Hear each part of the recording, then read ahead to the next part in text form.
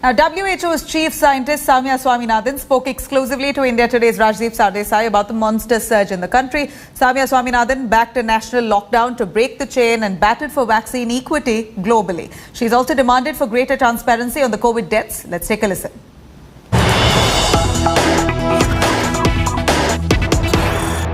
One other concern that is being voiced also by scientists is the failure of governments to look at data hard enough or actually lie and fudge about data. This is particularly being seen in the context of deaths being reported. The worry is that we are under-reporting deaths or underestimating the number of people who've been affected. Are deaths and cases being underestimated? What is the WHO position on that? Should governments be much more transparent about how much testing are they doing? How much antigen, how much RT-PCR, and more significantly, how many people are actually dying of COVID, Dr. Swaminathan? There is no doubt, Rajdeep, that both cases and deaths are being undercounted. By what proportion? There are many models and guesses that we can use. It's not really that important. But I think the really key element here is about our data systems, which is linked to our public health system. And I think this pandemic has clearly shown us what we've known for a long time, that our data systems need really to be strengthened. And I think there are many efforts going on actually on doing that, using the digital tools that we have today. But it's not just enough to have that digital backbone or infrastructure. You need the trained people who understand what it is to report the right kind of data, because rubbish in is rubbish out. It's not a question of just entering anything. You need to collect the right data. And I think, again, looking ahead, this is a very grim reminder to India and other countries that investing in public health, investing in primary health care, as opposed to more tertiary hospitals, building that cadre of people, nurses, community health workers, pharmacists, physiotherapists, technicians, and of course, doctors, who can work at that level and provide the primary care to prevent these huge crowds which now land up at tertiary care hospitals. I'm not saying that people don't need tertiary care. We do need, the All India institutes that are being built.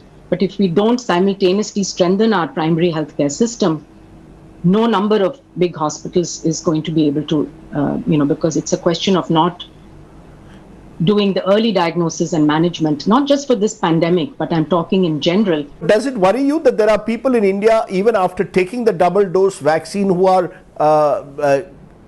becoming corona positive? Should that be a cause of concern? How effective are the vaccines still remains a big question mark, given these new variants. I wouldn't worry about that too much, Rajdeep. The data that's emerging from countries which have scaled vaccines are showing that they have a huge protective effect, particularly on severe disease and hospitalization. Breakthrough infections, yes, it's expected. No vaccine is 100% effective. It ranges between 70 to 95%, the current vaccines that we have. So it's expected that there will be breakthroughs. And we have to track now to see whether the variants are actually causing more of the breakthrough infections. But even if that is the case, the vaccines which are currently approved will protect the majority of people against getting severely ill. You may still get the infection, but it will prevent you from landing in that ICU.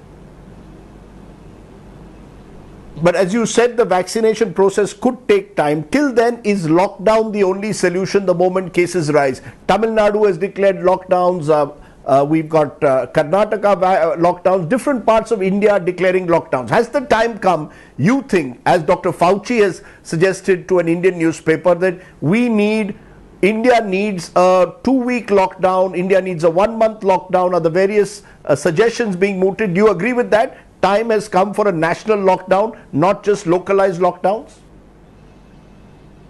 It's a very difficult question, and I can see why it's hard, for policymakers, because on the one hand, India is such a huge and heterogeneous country.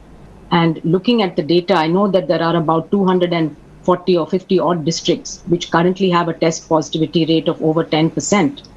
Many districts still have a test positivity rate of less than 5%, provided they're doing enough testing. So While a national lockdown could give some time in the sense that it would break these chains of transmission by stopping people from really moving around anywhere, giving some breathing time for the health system to prepare itself again. So what they called a circuit breaker in the UK last year, where they went into a complete shutdown for a couple of weeks. But at the same time, we need to make sure the lessons from last year's lockdown are learnt, that the most vulnerable and the people who are going to lose their livelihoods are taken care of, that there's social support structures put in place, as well as ensuring that people who are ill and need medical care can be. So there are a number of things which will need to be put in place if a full lockdown is to be implemented. So are you suggesting we are at 4 lakh cases per day, 4,000 deaths per day? In that, are we not in a situation where we need a national lockdown? Is it not inevitable?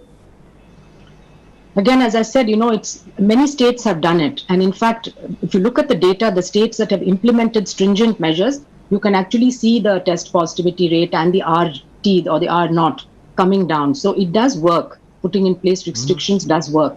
So whether it's done, state by state or at the national level, I think that's something that probably needs to be discussed, amongst the leaders and then a decision taken. But really, it helps. It does help to cut transmission.